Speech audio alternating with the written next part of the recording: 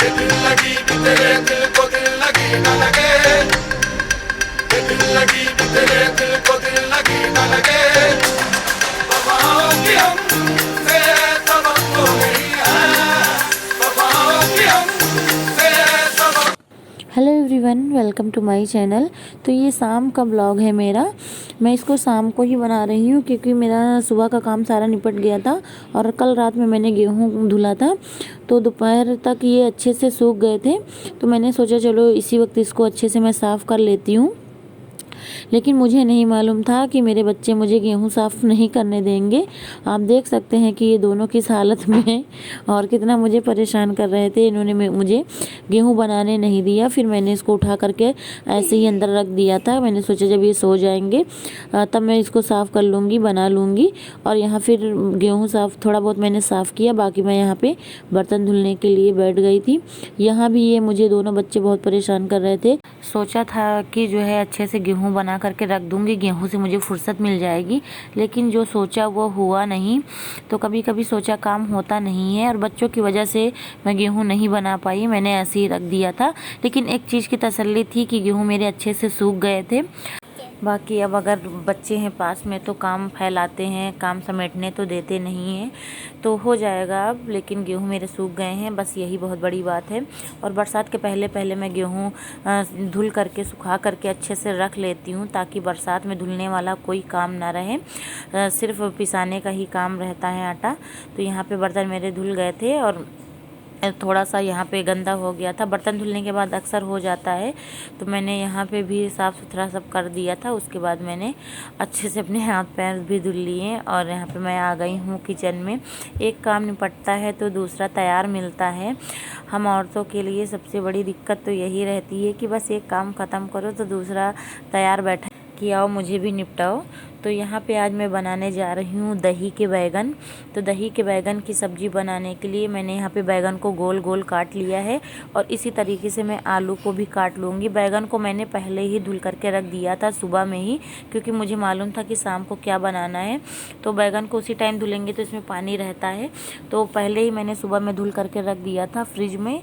और इनका पानी इस समय एकदम सूख गया है। तो मैंने गोल डिज़ाइन में, गोल गोल आकार में जैसे काटे जाते हैं बैगन, इसी तरीके से मैंने काट लिया है। और इसी आकार में मैंने आलू को भी काटा हुआ है और काट करके इसको मैं फ्राई करूँगी। तो कढ़ाई में तेल मेरा पहले से ही पड़ा है क्योंकि मैंने पापड़ फ्राई किया था दोपहर में, तो तेल मेरा पहले से ही है, मैंने तेल को हटाया नहीं था।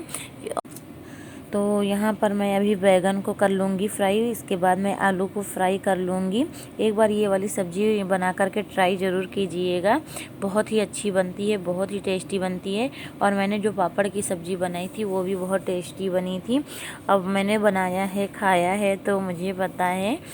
और ये देखिए मैंने चॉपर में प्याज, लहसुन, अदरक अच्छे से मैंने इसको चॉप कर लिया था।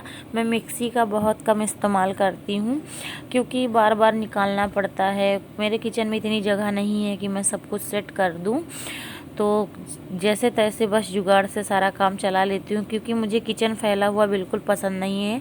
तो यहाँ पे तेल मेरा गर्म हो गया था, तो मैंने इसमें 1 चम्मच मेथी डाल दिया था। मेथी डालने के बाद मैंने इसमें कटा हुआ प्याज, जितना भी मैंने मिश्रण तैयार किया था वो डाल दिया था। उसके बाद मैंने इसमें 1 चम्मच हल्दी, मिर्चा, धनिया, गरम मसाला, ये सब मैंने 1-1 चम्मच डाल दिया था। मसाले सब वही पड़ते हैं। अगर अच्छे से भून गया था तो मैंने इसमें आधा कप दही डाला है। दही इसमें ज़रूर पड़ता है क्योंकि इसका नाम ही है दही के बैगन। और मैंने यहाँ से फटाफट से जितने भी मेरे धुले हुए बर्तन थे, मैंने सारे बर्तन को भी लगा दिया था। एक साथ में मैं बहुत सारा काम निपटा लेती हूँ।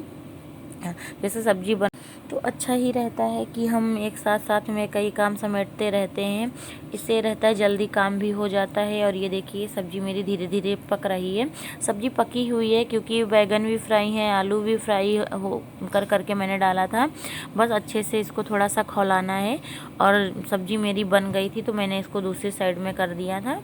और अभी फटाफट से पराठा बनाऊँगी क्योंकि पराठा हमारे यहाँ बहुत कम बनता है, बहुत ही कम बनता है।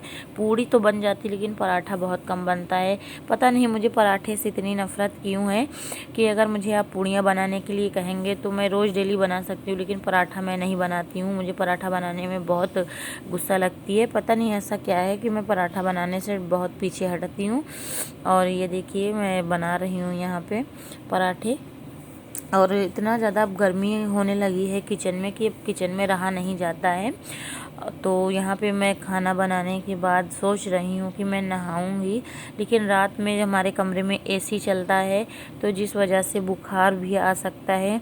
और कभी कभी जब मैं शाम को नहाती हूँ तो मुझे बुखार आ ही जाता है। तो सोच रही हूँ, अभी जब तक मैं किचन में हूँ तब तक तो लग रहा है कि मुझे नहाना पड़ेगा, क्योंकि अजीब सा हो रहा है। तो और ऐसा होता है कि जब तक किचन में रहते हैं तो लगता है कि बस जल्दी ही यहाँ से निकलें और नहा लें जाके। और फिर जब थोड़ी देर बाद बैठते हैं ठंडी हवा में, रिलैक्स करते हैं तो आराम मिल जाता है।